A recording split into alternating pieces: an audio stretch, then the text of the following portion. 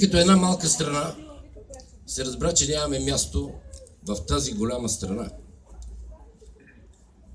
Като реални изпълнители на медицински дейности в условията на промяна на обществено-политическия модел и смяна на системата от фондово към фондово здравеопазване, медицинската общност на всички нива в тези години е брутално изнасилвана от изпълнителната власт в тези години.